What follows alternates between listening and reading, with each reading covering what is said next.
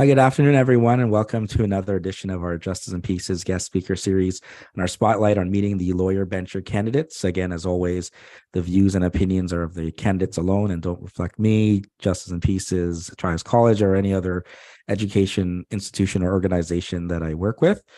Really happy to have this series going on, and thank you so much, Megan, for taking the time and joining us here today. Perhaps we can start. Maybe you can tell us a little bit about yourself, and thanks again for joining. Oh, well, thanks to you, JP, for having me on. For people who don't know me, my name is Megan Shortreed. I'm a bencher from Toronto. I was elected 4 years ago in 2019. In my day-to-day work, I work as a litigator at a boutique law firm called Pallier Rowland. And there I represent clients in all areas of litigation. And as part of that, for over 25 years, I've acted for professional regulators in both their governance and their discipline matters. At the Law Society, since being elected, I can tell you currently I'm the chair of the Professional Regulation Committee, and that's the committee that oversees and sets the rules of professional conduct and oversees the department that has the investigative and discipline process. I also currently sit on the Audit and Finance Committee at the Law Society and the Proceedings Authorization Committee, which decides which matters get referred to discipline and which go to remedial measures or where no action is taken. And another thing I'm doing at the moment at the Law Society is the Futures Committee, which is a task force set up to look at the regulatory challenges ahead and make sure that the regulator is ready for them. I'm a former member of a whole bunch of stuff at the Law Society as well. I sat on the Equity Committee for a few years. I was a former vice chair of the Paralegal Standing Committee, which sets the regulations for paralegals. And I was a former chair of something called the Proportional Regulation Task Force under Treasurer Malcolm Mercer. And I also sat at the Law Society Tribunal for a couple of years, both the hearing division and the appeal division. So I guess it's fair to say I've been pretty busy at the Law Society over the last 4 years, in addition to my busy civil litigation practice. So with that, again, why are you running again for bencher? Now you've shared no number of roles you had at the Law Society. So what brings you to come back for another, or if elected, for another term? Well, I had to consider it seriously because it has been a tiring 4 years, particularly for those of us who are doing a lot of the hard work at the Law Society. And not all benchers engage at that level. There's a lot of important work to be done at the Law Society, and I think I still have something to contribute to it. We really do need experienced, competent people to do that work. And that's why, together with others, we've come together in this Bencher Good Governance Coalition. The coalition is made up of people with really meaningful board experience, leaders of law associations, current and former benchers, people who've contributed a lot of their time to the professions and their communities. And they're people who understand how directors should behave on a board of directors, how they should carry out their fiduciary duties, and most importantly, their duty to serve and protect the public interest, which is what the Law Society is there to do. So I'm really proud of the coalition. These leaders came together because they were so concerned about what was happening at Convocation after the Stop SOP folks got elected in 2019. There's been a unfortunate lack of decorum. There's been a great deal of inexperience at the board level. There's been a lot of distracting and unnecessary motions that were wasting time and money. There's been breaches of the code of conduct.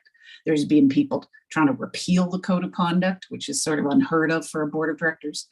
And it's just been embarrassing, quite frankly, for the professions and for the reputation of the professions in the public eye.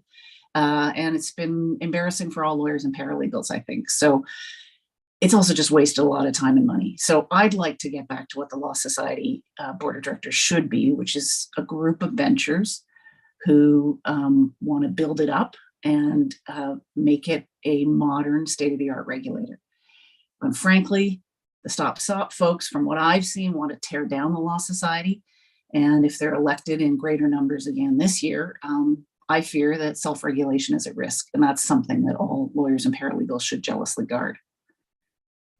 So for the benefit of those who may not have watched Convocation on the streams or kind of have been paying attention, and one of the things that was troubling, obviously is the turnout itself, right, in terms of people who are voting.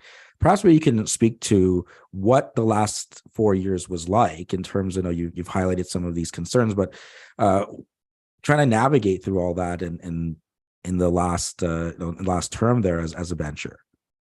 Well, it has been frustrating. There's been a lot of division and friction from those who I think are, between those who I think, like me, who are acting in good faith to try and carry out our statutory mandate in the best interest of the public, and from those who really are not there to discharge fiduciary duties that they owe to the Law Society, but rather feel like they have some sort of political mission to shrink the Law Society from its current statutory mandate, and who think that their really quite extreme views on equity and other issues should rule the day.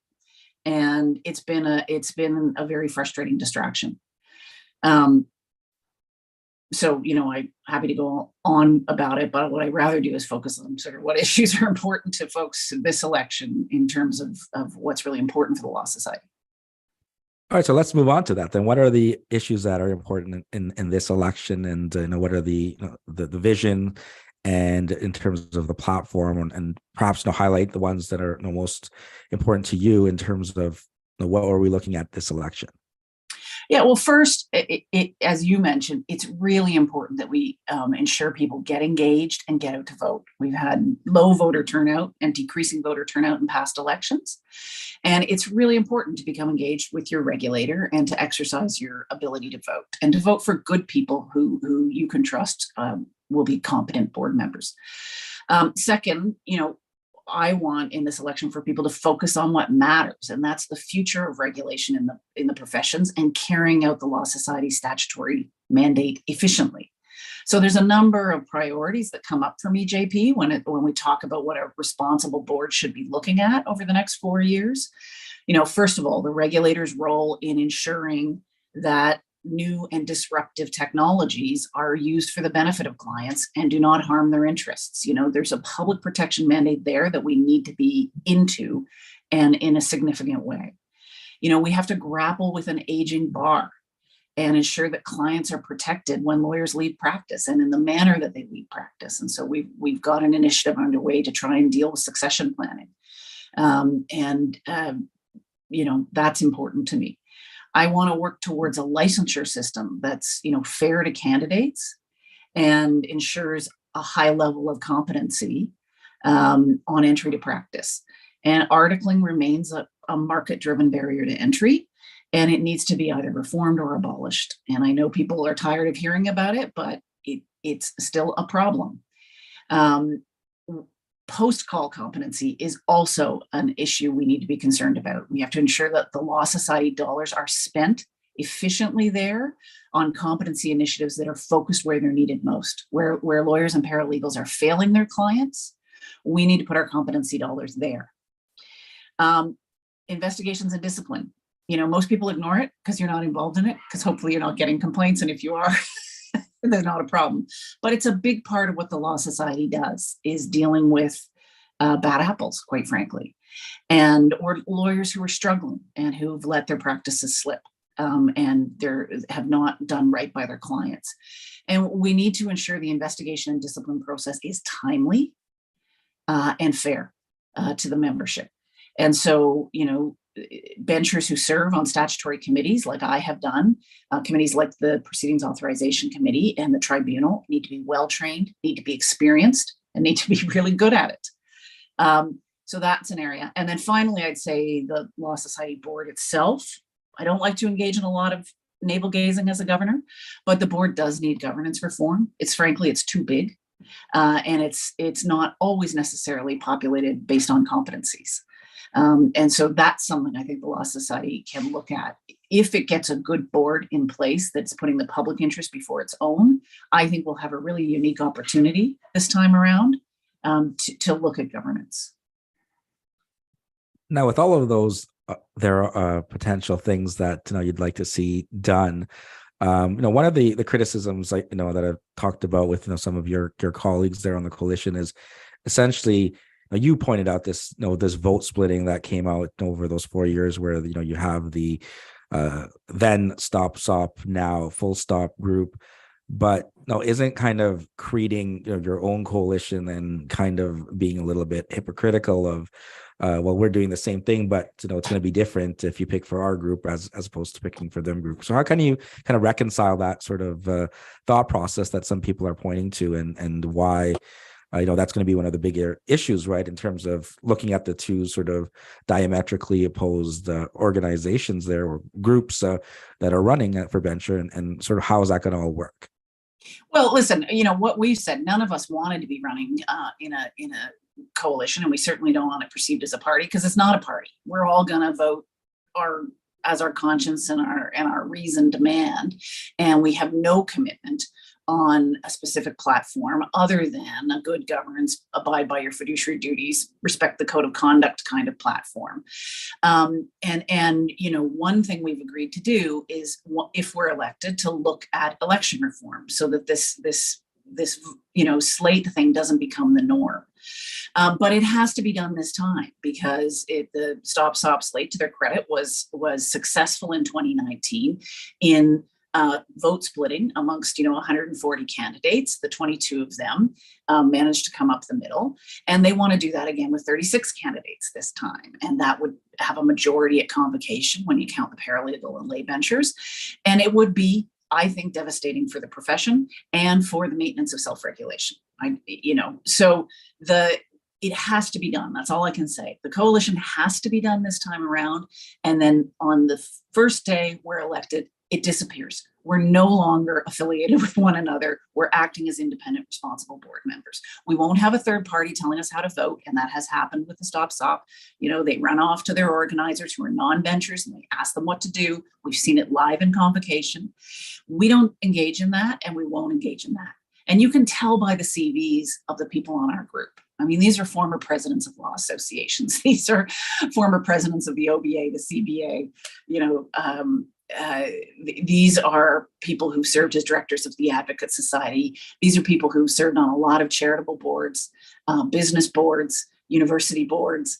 You know, these are people who know what your responsibilities are once you become a board member. And so I think people can have some confidence in just the experience of our group. Yeah. So, I mean, you brought up articling there, and I know Will had touched on it earlier as well. And not necessarily that everyone's views are going to be aligned on that, but perhaps, I mean, guys, I know this has been, you know, even when I was articling, you know, 15 years ago now, approximately, that, you know, that was before the law practice program and everything came out. So how are we still having kind of this discussion? I know there was even like, you know, whether they should get a minimum wage still on, you know, in 2022. What sort of direction, or what, you know, what would you propose there in terms of, you know, trying to put this behind us once and for all, in terms of, you know, balancing competence and knowledge and experience with, you know, not being a restrictive barrier on the profession itself? Well, listen, you first of all, you need smart people around the table, because it's not an easy issue. If it was an easy issue, it would be solved already, right? Like if there was an obvious answer, you know, you wouldn't have a problem. And so you do need, you know, smart, respected governors around the table. What happened was, before this last Venture term, the term that Will served in, they did look at it again. There was a forceful minority report for abolishing articles. I think at the time I probably would have agreed with that. But instead, the majority of convocations settled on making some reforms, which included increasing the competencies of articling principals, getting better mandatory training for them, and having at least a minimum wage. And then this new bench came in, and I can tell you that the Stop Stop guys fought against all those measures. They made all of the competencies voluntary, and they wanted to cut the mandatory minimum wage. And you know, we managed to keep the mandatory minimum wage in by one vote. So, you know, that was just to have some enhancements to what exists. I think articling is still problematic, because no matter how you slice it, there's a number of people who are qualified candidates who passed their exams, who have graduated from law schools as they're required to do, and have met all their other accreditation standards, and they can't get articles. And so I'm not sure that a regulator should have a program where individuals cannot qualify for it, even if they're prepared to take all the necessary measures. And so is the answer a sort of like the law practice program across the board? Is the answer to abolish articling? I mean, that all of those traditions have their place, but I think we do need to look at it and look at what works in modern times. Now, in terms of some of the other issues there that you highlighted, in terms of getting, I guess, the focus back to looking at, competence there, right? You mentioned obviously, in your role in terms of professional regulation, what has sort of been, the distractions, let's say, in terms of looking at, well, what do we need to do in terms of, our rules of professional conduct and addressing, these, even after becoming licensed, right? Whether, however you've completed your articling in terms of continued professional development and highlighting areas that, maybe you've seen that tend to be like the pitfalls for a practice where, you get a complaint or you make a mistake or whatever that leads to problems and discipline of that lawyer or paralegal. Well, we know the answers to those questions. We actually just had a big competency task force. I was pleased to be on it. Sid Troyster, who's running with the coalition, was the chair of that task force. And we looked at the competency pitfalls, as you say, what's causing claims at Law Pro most often, what's causing complaints by clients to the Law Society most often. It is almost, it's not entirely, but a lot of it is around financial books and records and sole practice. And people being able to keep on top of their responsibilities around their trust accounts and their accounting, and people being able to keep on top of their client management and their file management. Those two things together lead to more than 60% of the problems. And so one of the things that came out of the competency task force, we've instituted this new course that it is mandatory for anyone who either at the beginning of their career or later in their career is going into sole practice for the first time. And that's what I talk about when we talk about putting our education efforts and our dollars towards things that target the problem. And so that was a really great new measure, and I supported it. And I know lots of the Stop folks didn't, but it was a good measure to target the place that's causing the most problems for clients. Another thing that we're looking at in my committee, the Professional Regulation Committee, and this is still very much in committee, but it's been out for consultation, so I can talk about it, is allowing the Proceedings Authorization Committee, when we see a problem that exists but isn't so bad that a discipline committee hearing is warranted, that a tribunal hearing is warranted, whether we can have a few more remedial errors in our quiver to try and deal with people on a remedial basis. Fix up your books and records. Meet with an accountant. If you're going to practice in real estate, take a course in real estate. Those kinds of things that people have been struggling to get them remediated instead of to drop it into the very expensive and stressful discipline process. Those are initiatives. And I know, again, a bunch of the Stop guys have come out in various articles and suggested that this is all some sort of, Maoist re-education plan. It is none of those things. It's a very simple measure that most regulators employ to make sure they catch problems early and address them through education rather than discipline. So those are a couple of ideas, JP. Now, speaking of, we've talked quite a bit about the full stop there. I mean, their slogan essentially, I think this time is stop bloat, stop creep, stop woke. And why, if they're elected and as you said, potentially in larger numbers, why would this be a problem for, the governance of the Law Society? Well, first of all, that slogan is completely made up. I mean, I don't know what they're talking about when they talk about that stuff. Let's talk about what they call bloat. In 3 of the last 4 years that I've been serving as a bencher, we've passed budgets that reduced your fees. Members of the slate voted against all of those budgets. This year, there was a slight increase in your fees to deal with 3 very important things. The compensation fund, which compensates clients who are victims of lawyer fraud. Libraries that are doing a massive rollout of electronic library resources to all the lawyers in the province who belong to county law associations, important, and an increase that was less than inflation to deal with operations. The slate mostly opposed or abstained from that budget. And I'll just say as an aside, abstaining when you're a director, when you don't actually have a conflict of interest that's a reason to abstain, is inappropriate. And it's avoiding your fiduciary duty as a board member.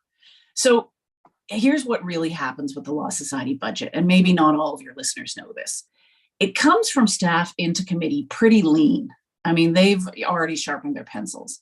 And then the committee has the opportunity to ask lots of questions about line items, to challenge line items, and so on. There is a large statutory mandate at the Law Society that needs to be funded: complaints, investigations, discipline, tribunal, licensure, competency matters like audits, mental health, education, access to justice matters like libraries.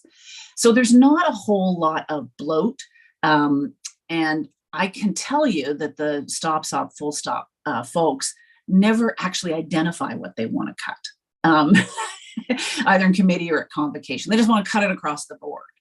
And being a member of Audit and Finance, I can tell you I'm the only member of the committee last year who challenged a line item, got it cut. And some Full Stop members who were on that committee, supported the budget, which came unanimously to convocation, and then they voted against it or abstained in convocation, which to me is not exactly a bold plan to cut waste. It's just being obstreperous. As for so-called mission creep, the only motions I've seen at convocation in the last 4 years outside of our statutory mandate have been coming from the Full Stop. I mean, they're really quite disappointing, JP. Motions about God Save the Queen, and motions about chastising the former Chief Justice, and motions trying to interfere with the courts, which are actually run by the Ministry of the Attorney General, not us. Motions about the directors themselves and their own entitlements and rights, rather than motions about the public interest. Two of the Stop Stop board members are suing the Law Society. I mean, if you want to talk about mission creep and bloat, let's start looking there. So I just don't buy those words. And as for the word woke, I don't know what that means to them.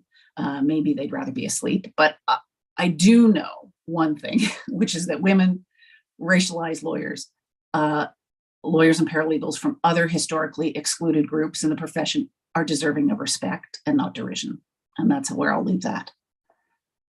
Yeah, because I've heard certainly from some that they want to just scrap the EDI requirement for example, and when you hear some decisions in the court where they're talking about the need to be culturally competent or trauma informed lawyering, that that would seem to go kind of contrary to that. But I mean, I don't know if you wanted to elaborate on some of the initiatives that have been done and how that kind of fits in response to sort of that woke, stop woke kind of position.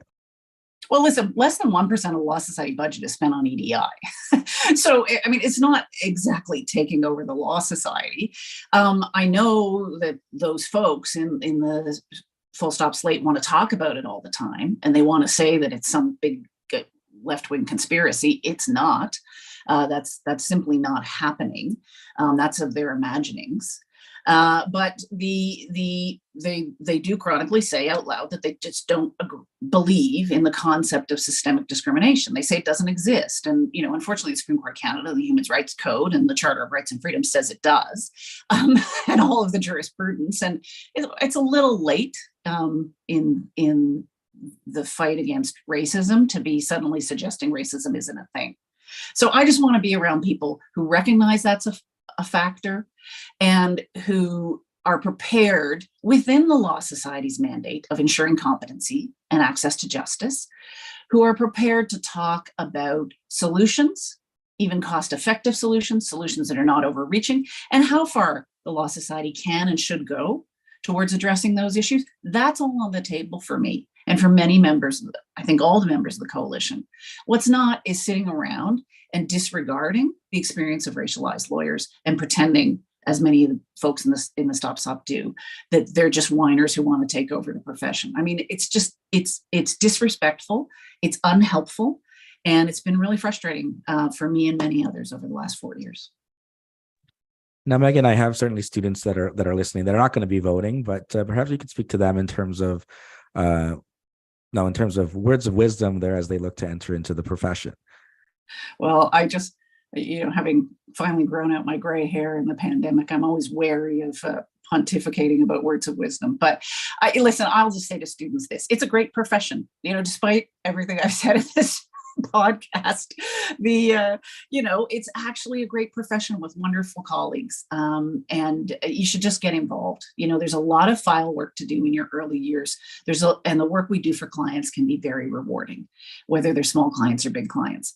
But there is also a lot of work you can do in your community. You're really privileged to be placed where you can help out your community, where you can help out your profession. You can join your local county law association or the paralegal association or the OBA or the Advocate Society or many of the other organizations, and take an interest in actually building and being part of the justice community instead of being somebody who just lobs criticism from the outside. Be part of the solution. Thank you so much, Megan, for taking the time and joining us. Last question here. Why should we vote? I got to vote this time. So why should I, or why should any of the lawyers vote for you, Megan, and vote for the members of the Good Governance Coalition? Yeah, I'm never great at touting myself, which is sort of funny because I don't like being a politician. I actually like being someone who regulates in the public interest, but I'm fairly experienced. I don't really do this for me. I've been a real worker bee at convocation. I tell the truth, and even the truth lawyers and paralegals don't always want to hear, which is sometimes the regulator's job. And I'll continue to work hard. I'll put the public first, and I'll guard self-regulation. And in the process, I think it's really important that we support souls and smalls who are struggling. The Law Society do that, and students, and so on. So finally, I'll just say, don't just vote for me. Please vote for all 40 members if you're a lawyer of the coalition, or all 5 paralegals if you're a paralegal. And it's a really balanced, diverse, experienced group of people who've got the chops and the credibility, and we don't have any wingnuts, I'll tell you that. And so it's just experienced leaders, and I really encourage you this election only to vote for all 40, and hopefully we'll get some election reform done before next time. Perfect. So thanks so much once again for taking the time and joining us. Take care, Megan, and take care, everyone that's watching. Okay, great. Thanks very much, JP. Bye-bye.